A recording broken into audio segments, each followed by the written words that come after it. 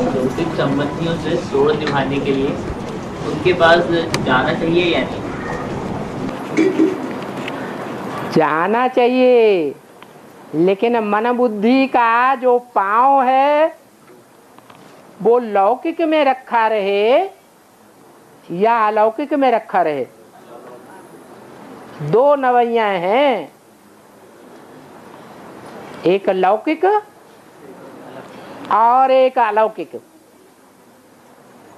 दोनों नवैयों पर पांव रखने के लिए बोला गया है, लेकिन बैलेंस अलौकिक नवैया में जो पांव रखा हुआ है उसमें दबाव ज्यादा देना है बुद्धि का, या लौकिक नवैया में जो पांव रखा हुआ है उसमें दबाव देना है।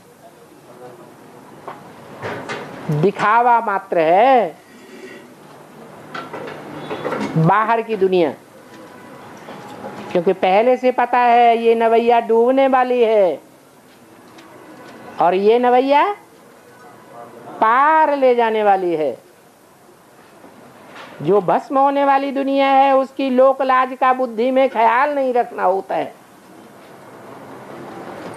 जो नई दुनिया सामने खड़ी है उसका बुद्धि में क्षण क्षण ख्याल रखना है। और अगर जाते हैं तो बुद्धि में बातें चलती हैं तो उसको क्या करना चाहिए? उसका मतलब बैलेंस टूट गया।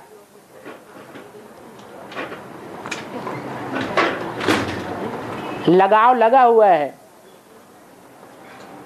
देह और देह के संबंधों से लगाव लगा हुआ है तो बुद्धियों को तोड़ देगा। अगर अटैचमेंट नहीं है, एक बाप में अटैचमेंट है तो बुद्धि को कोई हिला नहीं सकता। अंगद का मिसाल हो जाता है। अंगद ने क्या किया है? बुद्धि का पांव कहां जमा दिया है? रावण संप्रदाय की लौकिक दुनिया में जमा दिया। हिलाना है तो हिलाओ। अगर हिल जा, अगर वो पांव रावण ने हिला दिया होता, देह और देह के संबंधियों ने हिला दिया होता, तो उसे साक्षी कहेंगे या लगाव वाला कहेंगे? लगाव वाली बात हो गई। और घर जाते हैं तो मम्मी भट्टी की हुई नहीं होती है तो खाना खा सकते हैं? मम्मी खाता है?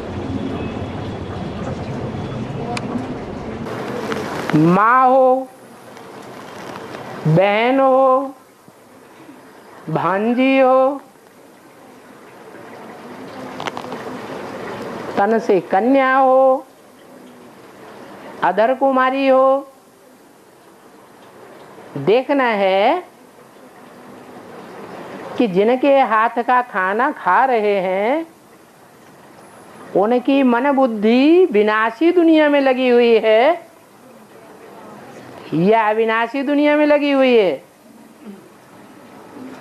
हैं? कहाँ लगी हुई है? हैं? विनाशी दुनिया में अगर बुद्धि लगी हुई है तो उनके हाथ का बनाया हुआ भोजन हमारे ऊपर कौन सा प्रभाव डालेगा? विनाशी दुनिया का ही प्रभाव डालेगा। माँ है, ये तो ठीक है कि माँ अपने बच्चे के प्रति कभी कल्याणकारी नहीं होती है, लेकिन अज्ञानी तो हो सकती है। अज्ञानी होने के कारण अकल्याणकारी हो सकती है कि नहीं? हो सकती है।